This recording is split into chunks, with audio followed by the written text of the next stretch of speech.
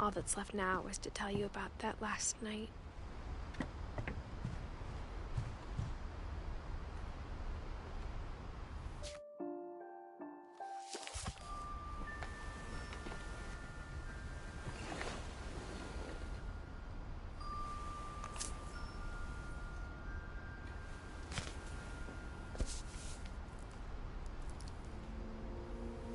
That whole last day, Edie just watched us pack and didn't say a word. Until supper, when she raised her glass and said, "To our final night together, and all our final nights apart." Grandma, you know what I said about alcohol. Some of your medications are very Edith, specific. I left a present for you in the hallway. Why don't you go open it? The grown-ups have to argue now. I'm sorry, you're right. We're all leaving tomorrow. Let's just enjoy our last... I'm not leaving. Edith, you're excused.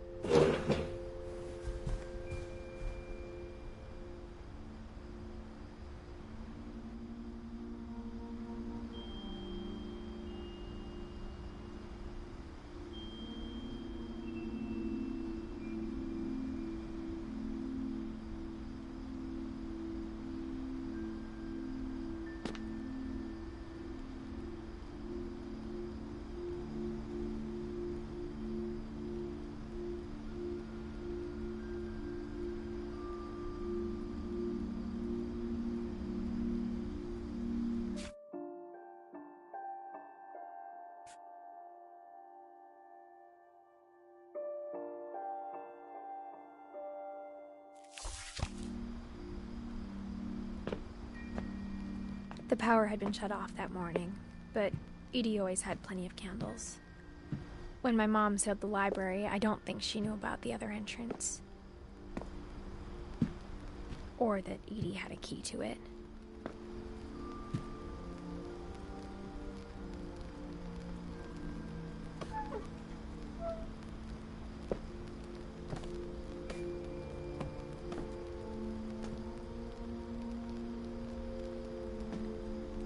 Thing you're afraid of isn't going to end when you leave the house. Edith has a right to know these stories. My children are dead because of your stories. I think it's best if Edith and I leave tonight. We'll have the nursing home send a van for you in the morning, okay?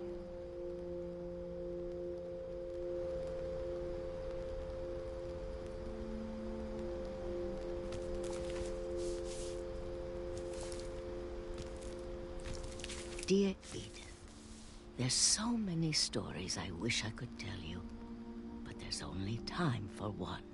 This is about what happened on the night you were born. That night, the tide went way, way out.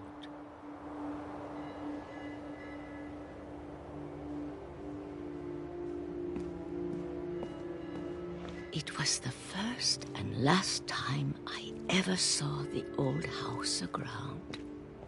There'd been an earthquake out in the middle of the ocean. They called it the lowest tide in 1,000 years. God, it smelled awful. You know, I've seen that house every day of my life.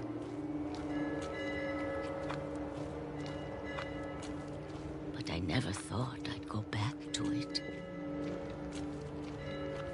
When the fog rolled in, I lost my way.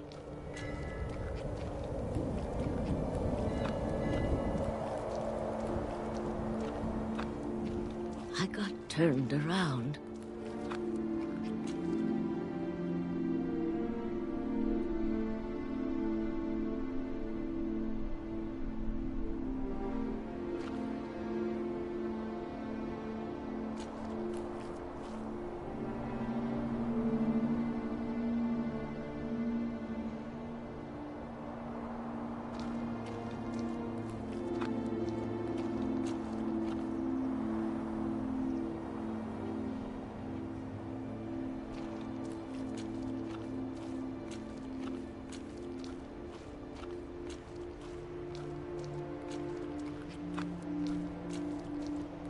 For a while, I wandered.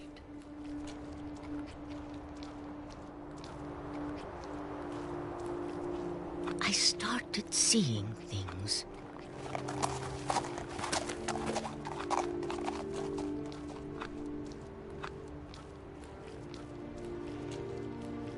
Things I'd forgotten had ever existed.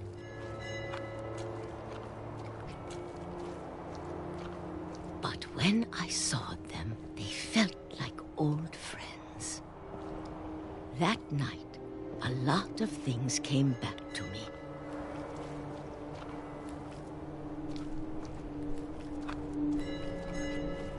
Or maybe I came back to them.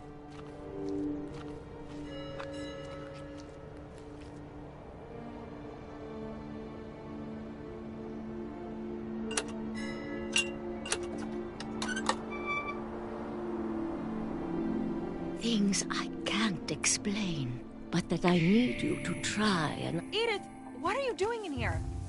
It's mine. Edith! Mom, you're gonna rip it! Let go! I kicked and screamed, but Mom dragged me to the car.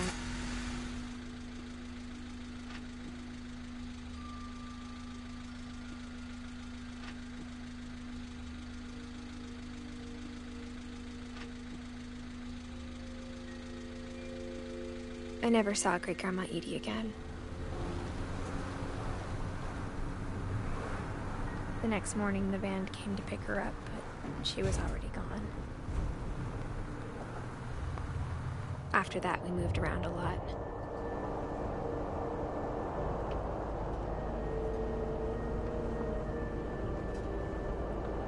We both tried to make the best of it.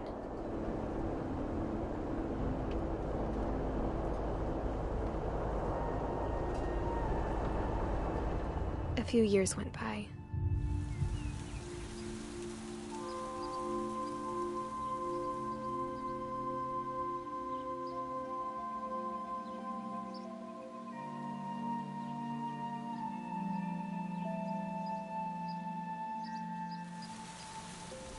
My mom didn't like to talk about it,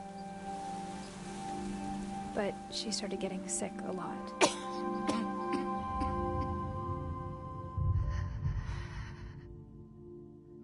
She got better for a while,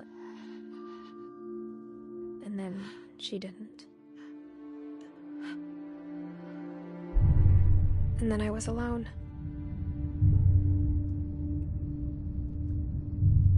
The last Finch left alive.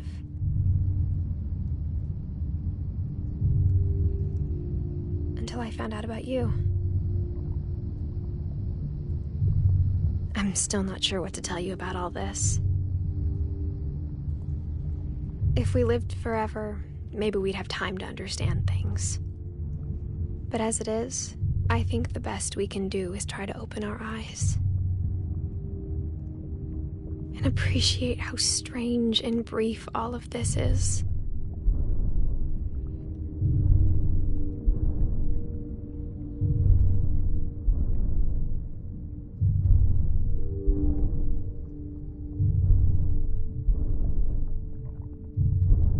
This journal was supposed to be for you. But now I hope you'll never see it. I just want to meet you and tell you all these stories myself.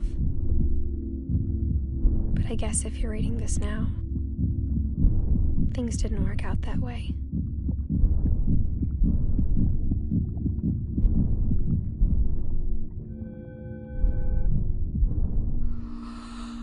This is where your story begins. I'm sorry I won't be there to see it. It's a lot to ask, but I don't want you to be sad that I'm gone. I want you to be amazed that any of us ever had a chance to be here at all. Good luck.